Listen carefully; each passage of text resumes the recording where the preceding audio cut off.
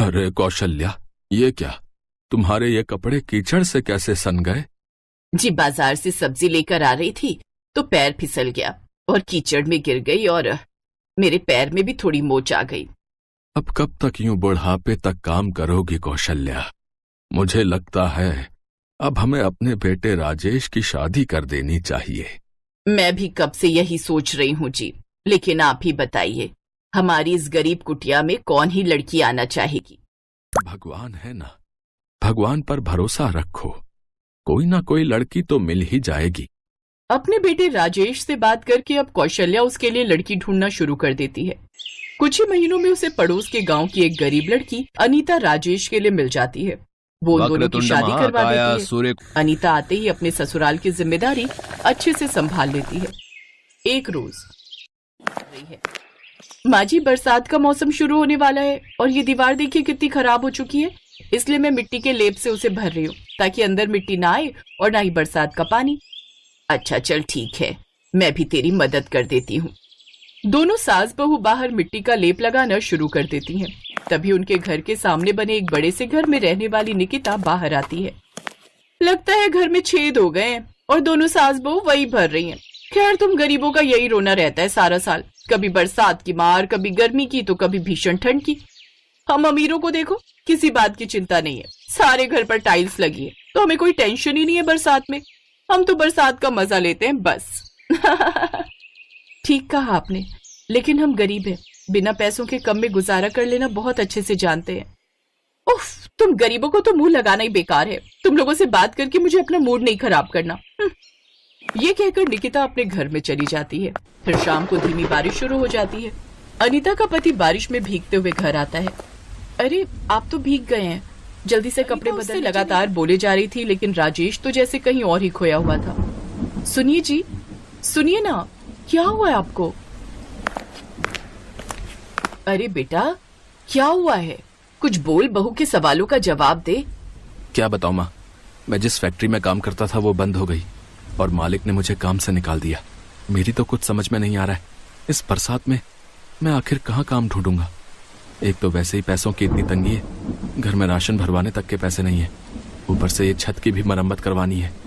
आप परेशान मत होइए, हम दोनों कल से काम ढूंढेंगे। दोनों मिलकर काम करेंगे तो आसान रहेगा। और फिलहाल घर में 4-5 दिन का राशन रखा हुआ है तो थोड़ा काम चल जाएगा। मैं अभी आप सबके लिए खाना बना देती हूँ।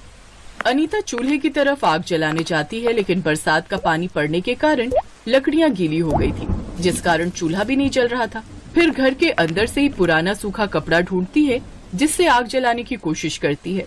अपनी बहू को आग जलाने में इतनी परेशान होते देख कौशल्या सोचती है, हे भगवान, सही रसोई के ये हाल हैं तो आगे पड़ने वाली तेज बारिश में हमारे रसोई का और घर का क्या ही हाल होगा।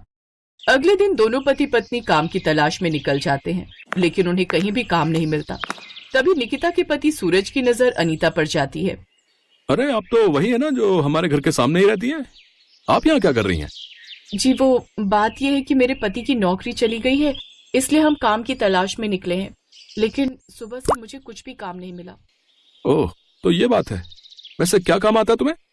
जी मैं खाना बहुत अच्छा बना लेती हूँ और घर की साफ सफाई भी अच्छे से कर लेती हूँ। Oh that's great.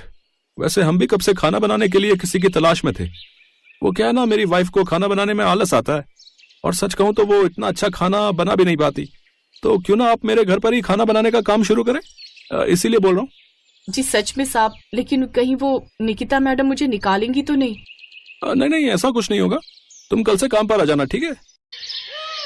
अगले दिन से अनीता सूरज के घर काम पर आ जाती है, जिसे देख निकिता कहती है, ओह अच्छा, तो तुम आई हो काम करने। अब लगता है गुजारा ठीक से नहीं हो रहा। हालात हमेशा एक से नहीं रहते मैडम, और जब बात परिवार पर आए तो मेहनत दुगनी करनी पड़ती है। अच्छा ठीक है, चल अब जल्दी से रसोई में जाओ और मेरी सारी रसोई अच्छे से साफ कर देना। और हाँ, उसके बाद हमारे लिए अच्छे से पकौड़े, वो भी गर्मा गर्म चाय के साथ बना कर ले आना।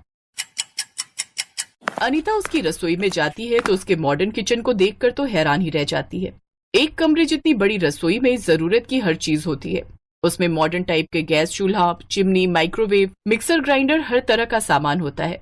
बाप रे बाप, हम गरीबों की रसोई में तो लकड़ियां, धुएं वाला चूल्हा और कुछ टूटे फूटे बर्तन ही होते हैं, लेकिन इन अमीरों की रसोई में कितना सारा सामान और सुंदर सुंदर बर्तन आते हैं जिसमें कांच के अलग और स्टील के अलग।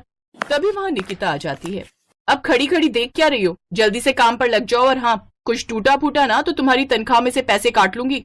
और कुछ चोरी करने के बारे में सोचा भी ना तो मुझसे बुरा कोई नहीं होगा। नहीं मैडम, आप चिंता मत कीजिए, ऐसा कुछ भी नहीं होगा। अनीता जल्दी से रसोई साफ करती है, फिर सबके लिए गर्मा गर्म पकौड़े जैसे मिर्च, प्याज और आलू गोभी के पकौड़े तलकर तैयार कर लेती है। साथ ही चाय भी बना देती है। निकिता, उसकी सास रमोला और सूरज को बहुत पसंद आते हैं। वाह, क्या कमाल के चटपटे पकौड़े बनाए हैं, मजा ही आ गया। सच में बड़े ही मजेदार पकौड़े बने भाई। जी शुक्रिया। काश मैं अपने पति और सास ससुर के लिए भी पकौड़े बना पाती। घर में आटा होता तो आटे के ही पकौड़े बना देती।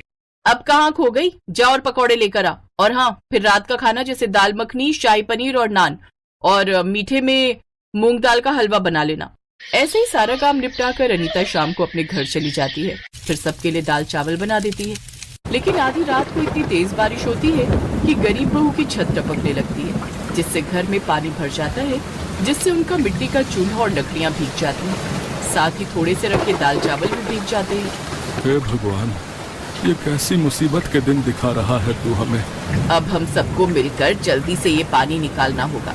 सारी रात वो लोग घर से पानी ही निकालते रहते हैं, सब भूखे ही रहते हैं। अनीता खाली पेट ही काम पर चली जाती है। फिर वहाँ सबको अच्छे अच्छे पकवान बनाकर खिलाती है। काम खत्म करके अनीता अपनी सारी परेशानी निकिता को बताती है और उससे कुछ पैसे एडवांस में मांगती है। क्या कहा तुमने? एडवांस चाहिए? तुम गरीबों को ना इसीलिए काम पर रखने का दिल नहीं करता। 2 दिन हुए नहीं और तुमने हाथ फैलाना शुरू कर दिया। अब तुम्हारी गरीब रसोई में पानी भर गया तो मैं क्या करूं? अरे बहू, क्यों इतना गुस्सा हो रही है? दे दो उसे एडवांस, वो अपनी मेहनत की कमाई ही तो मांग रही है। नहीं माँ जी, आज दे दिया तो ये उसका हर महीने का ही रहेगा। अच्छे से जानती हूँ इन गरीबों की आदत। अब जाए यहाँ से। अनीता उदास मन से घर आ जाती है और अपने परिवार के साथ एक कोने में भूखे पेट बैठ जाती है, क्योंकि घर में अभी भी पानी टपक रहा था। ऐसे ही कुछ देर बाद निकिता का पिज्जा खाने का मन करता है, तो वो माइक्रोवेव में पिज्जा बनाने लगती है। उसके घर में कोई नहीं था, लेकिन तभी अचानक माइक्रोवेव में ब्लास्ट हो जाता है। वो आवाज सुनकर अनीता जल्दी से उसके घर जाती है। हे भगवान, और देखिए मैडम तो करंट से बेहोश हो गई हैं। मैं अभी राजेश और माँ बाबूजी को बुला कर लाती हूँ, इन्हें जल्दी से अस्पताल लेकर जाना होगा। अपने परिवार वालों की मदद से अनीता जल्दी से निकिता को अस्पताल लेकर जाती है। कुछ देर बाद सूरज और रमोला भी पहुंच जाते हैं। डॉक्टर उसका इलाज करते हैं और कुछ देर बाद उसे होश आ जाता है। लेकिन मैडम, आपको करंट कैसे लगा? वो गलती से मुझसे माइक्रोवेव का तार पानी पर गिर गया था। फिर मैंने जैसे ही उसको पोंछकर स्विच में लगाया तो शॉर्ट सर्किट हुआ और मुझे तेज करंट आ गया। वो तो अच्छा हुआ कि अनीता भाभी वहां समय पर आ गई और इन सब ने तुम्हें जल्दी से अस्पताल पहुंचा दिया। ये सुनकर निकिता को अपनी गलती का एहसास हुआ। मैंने तुम्हारे साथ इतना बुरा किया, लेकिन फिर भी तुमने मेरी जान बचाई। तुम सचमुच बहुत अच्छी हो।